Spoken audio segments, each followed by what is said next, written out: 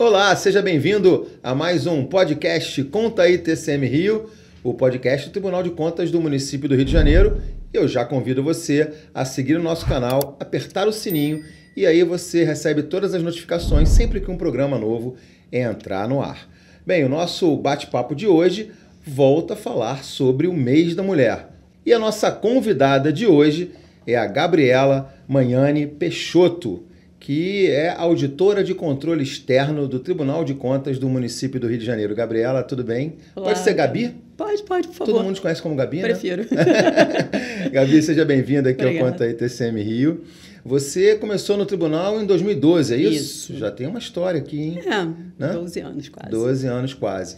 Agora, me diz uma coisa, a gente hoje aqui está para, mais uma vez, reverenciar as mulheres e as nossas mulheres, né? Porque no último podcast nosso, nós trouxemos aqui a Adriana Salgado, que estava para viajar para a ONU, representando o TCM Rio. E a história da Gabi, da Gabriela, é uma história que antecede tudo isso, porque você fez parte de um projeto da OLACEFES, que é a Organização Latino-Americana E do Caribe. De Entidades de Fiscalização Superior. O nome é bonito, Grande. é grande e imponente, porque ele, na verdade, essa entidade, ela trata dos países membros também de entidades fiscalizadoras. Isso. E você foi convidada para fazer um trabalho pelo TCM Rio.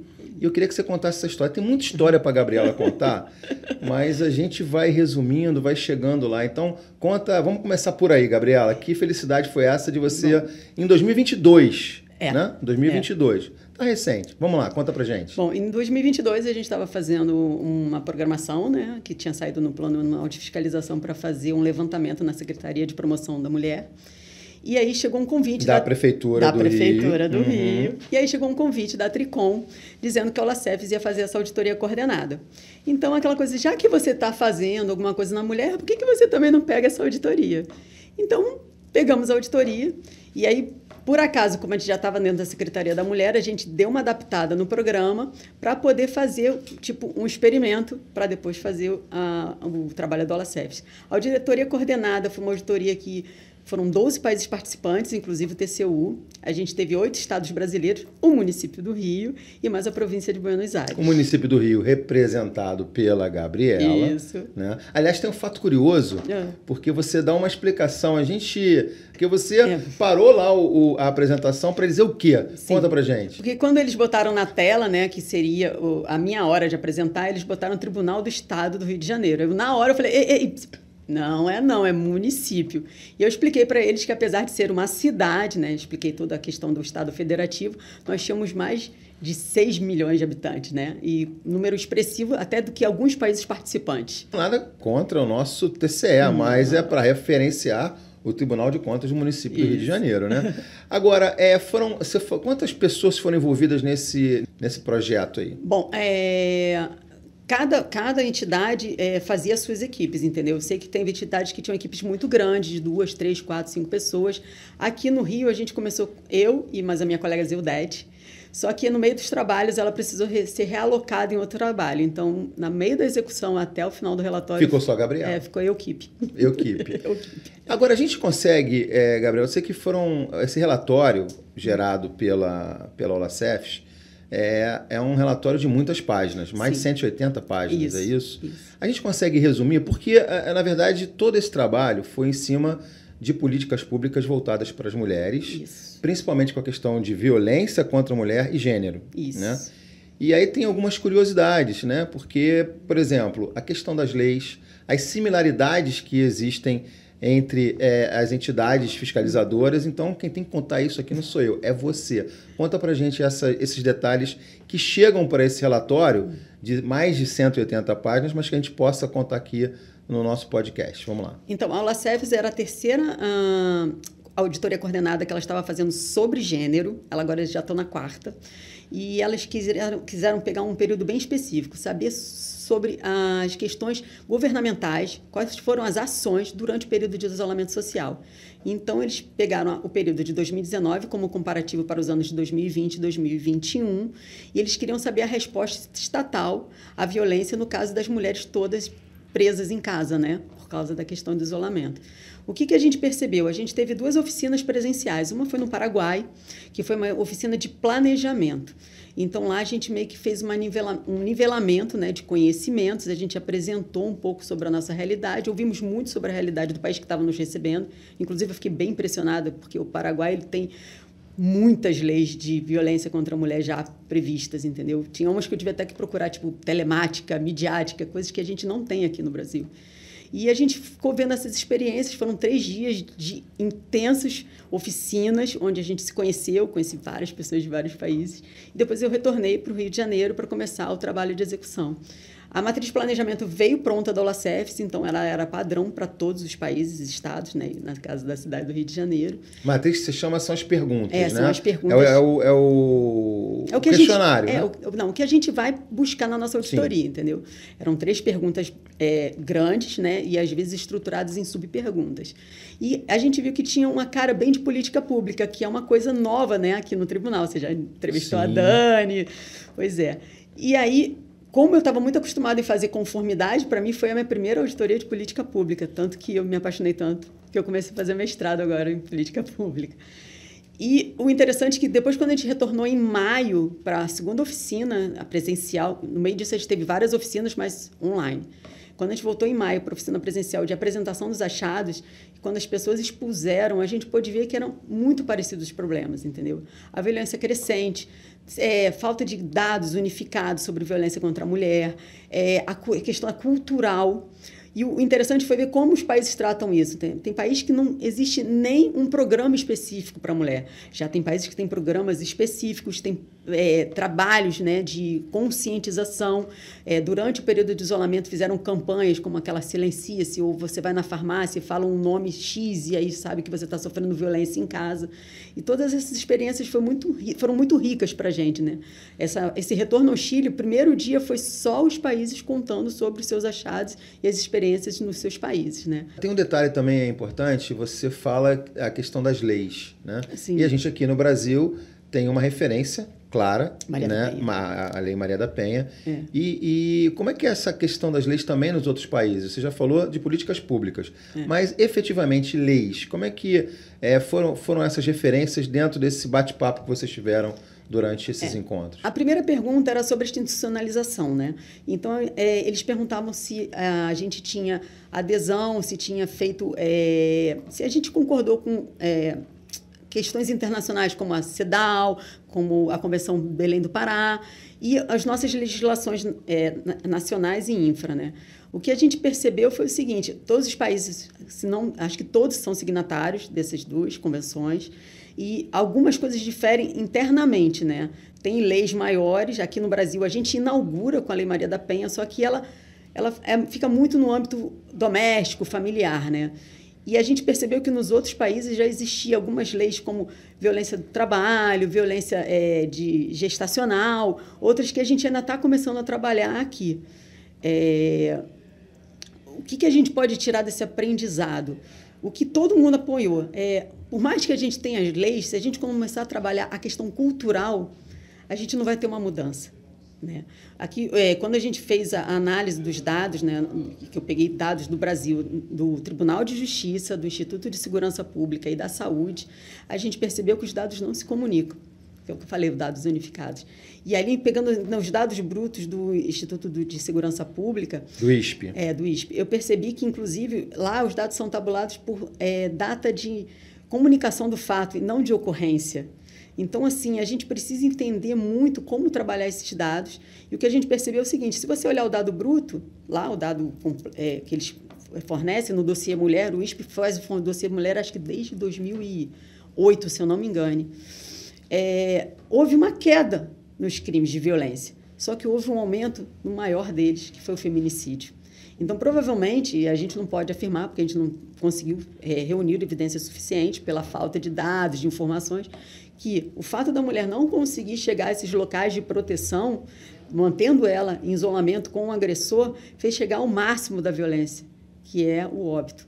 E esse é muito triste. E uma coisa interessante, você está puxando um outro gancho, que são as casas de acolhimento, né? Sim, sim. Que aí acho que é importante você também falar sobre isso, porque elas paralisaram na época da pandemia, do isolamento.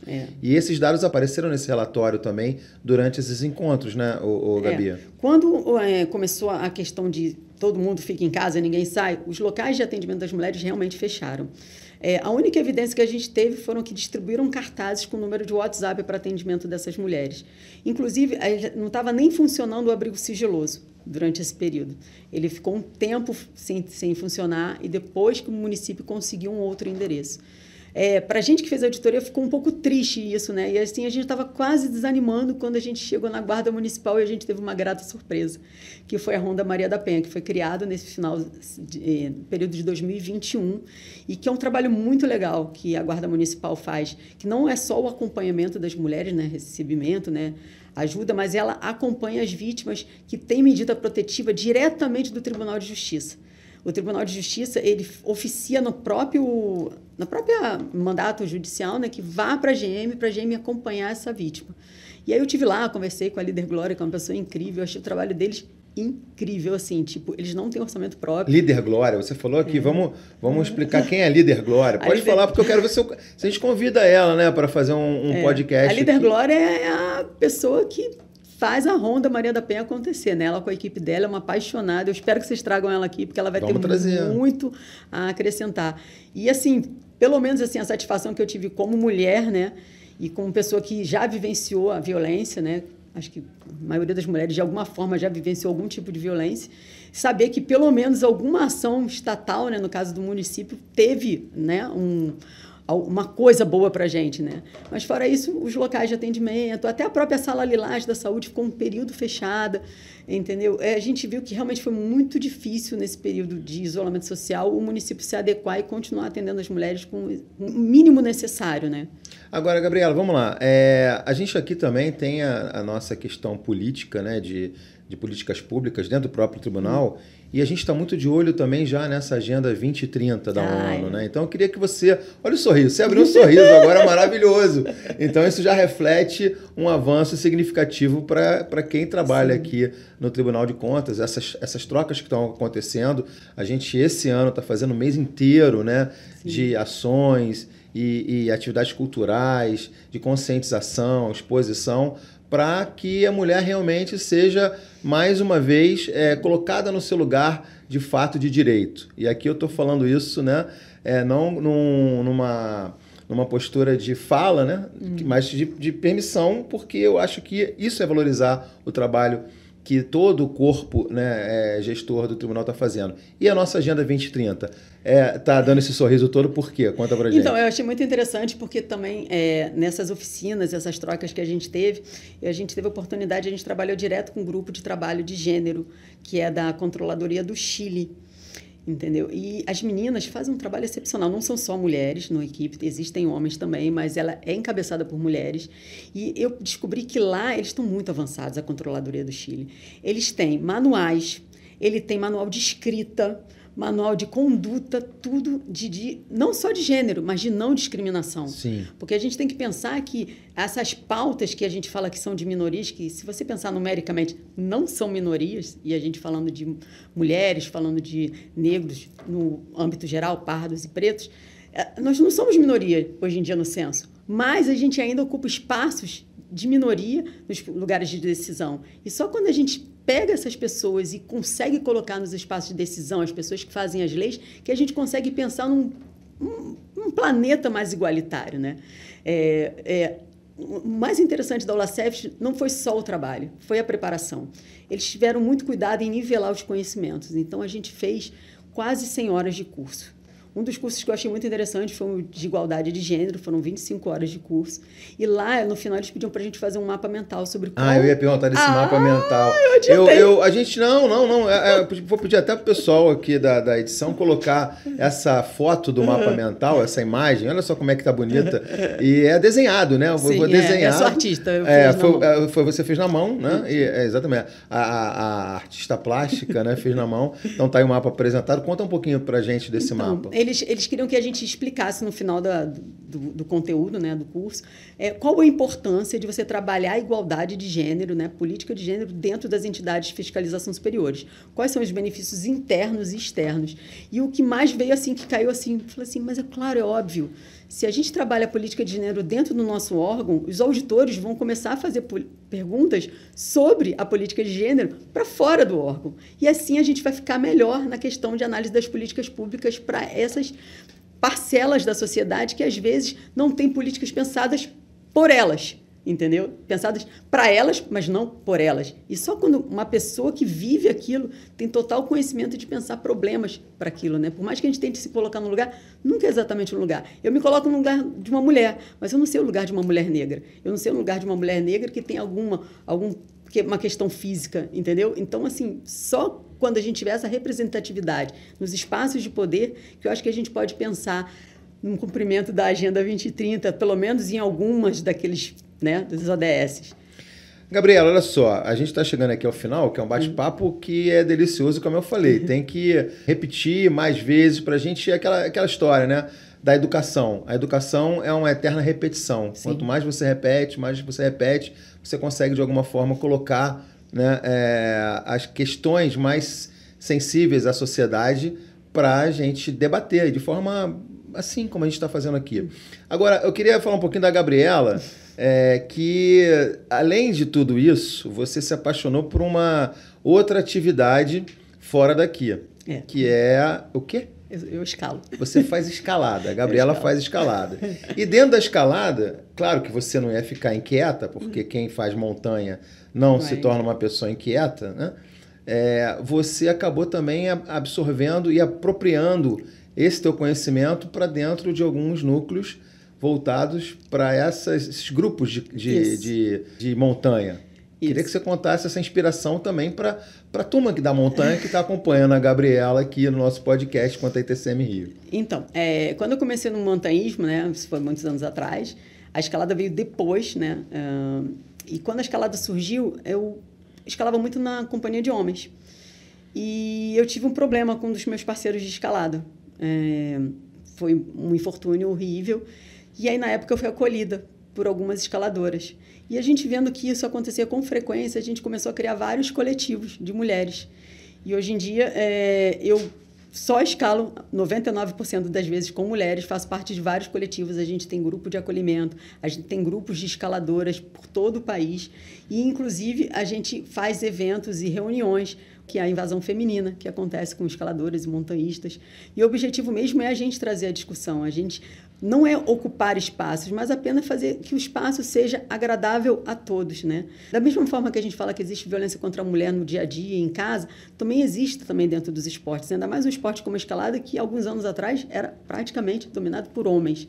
E hoje em dia a gente tem trazido muito essa discussão, né? Como fazer um ambiente de escalada, de montanhismo, agradável a todos, né? Que não exista essa reprodução do machismo e que a gente possa evoluir como um grupo, né? Não homens e mulheres, né? Mas, por enquanto, a gente continua fortalecendo os coletivos femininos até os rapazes poderem entender um pouquinho. E vamos entender, pode ter certeza disso. A gente está no caminho para esse entendimento. Ainda falta alguma coisa, eu tenho certeza disso, mas a gente vai chegar lá. Sim, sim. Agora, para fechar, Gabriela, eu fiz essa pergunta para a Adriana também, Adriana Salgado, que está indo para a ONU, vale de novo, vou fazer essa referência à Adriana Salgado. E uma outra auditora também, que fez parte disso tudo, inclusive ela sugeriu que a gente entrevistasse, olha, tem uma auditora muito bacana, fez um trabalho importantíssimo de políticas públicas de gênero. Eu falei assim, Gabriela, então a gente vai fazer um podcast com ela, já estava marcado. Então a Patrícia Pinto, né, que também fez parte dessa indicação para esse conselho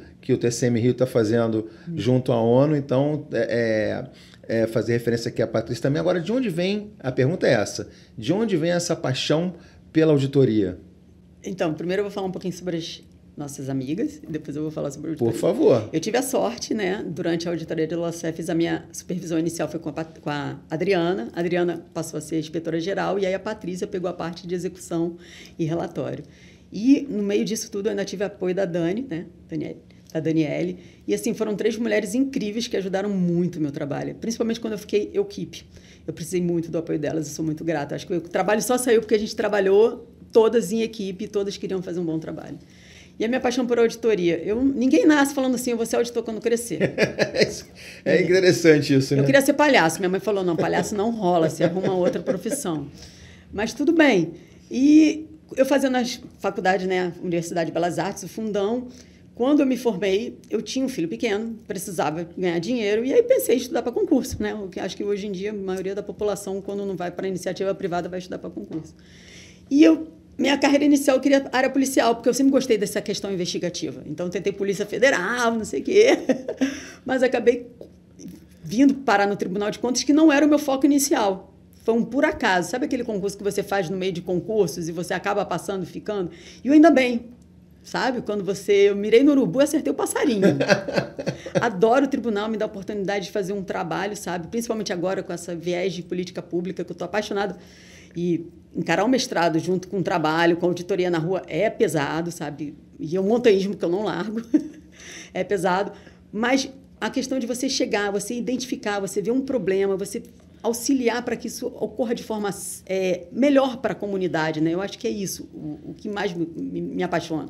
Eu estou no controle externo desde que eu entrei, eu nunca quis fazer trabalho interno. Todos os meus pares que trabalharam comigo podem falar, ela gosta de rua, ela gosta de trabalho, eu era daquelas que eu pegava o carro aqui do TCM, antes do TCM abrir, já estava em algum equipamento público para fazer, sabe, a auditoria. Eu gosto disso, eu gosto de estar com o público, eu gosto de saber como os serviços públicos são prestados, porque não é questão só do gasto do dinheiro público, mas é do atendimento da responsabilidade, né? O atendimento da sociedade. Quando a gente começar a entender que só evolui uma sociedade quando todos vão juntos, e se cada um pegar a mão de um, ninguém fica para trás, talvez a gente comece a pensar numa questão de um país mais livre, justo, com não tantas diferenças, né, gaps, né, que a gente tem. E agora eu vou fazer uma confidência aqui para você, porque essa semana eu falei com o Fábio Furtado, né, que é o secretário-geral de controle externo, e comentei com ele, Fábio, vou entrevistar a Gabriela. Aí sabe o que ele fez? Faz isso aqui, ó. Ele foi e apertou minha mão. Pô, parabéns. Exatamente. Então, eu estou falando aqui para você, o Fábio Furtado falou assim, Cadu, parabéns, vamos tocar. Pô, foi sensacional. Então, assim, a produção apoiou, a produção trouxe a ideia, a pesquisa foi feita e está aqui a Gabriela sendo referenciada também pelo secretário-geral com esse reconhecimento. Gabi, muito obrigado pelo bate-papo, parabéns pelo trabalho. Obrigada. E só para deixar também aqui o registro, o relatório completo de mais de 180 páginas, está no nosso site, né, que está passando aqui para você acompanhar. E se você tiver curiosidade, vai lá, dá uma olhada nesse relatório, que é bem amplo e que não deu tempo para a gente falar nesse tempo todo aqui no TCM Rio, no Conta TCM Rio. Mas, Gabriela, parabéns mais uma vez, principalmente pelo Dia das Mulheres, pelo Dia das Mulheres e pelo mês das mulheres que a gente está fazendo aqui no TCM Rio. E volte sempre, tá bom? Tá bom, obrigada, Cadu, pelo convite. É isso, a gente está aqui para isso. Então, mais uma vez, parabéns às mulheres. E a gente encerra aqui mais esse Conta aí TCM Rio. Até o próximo.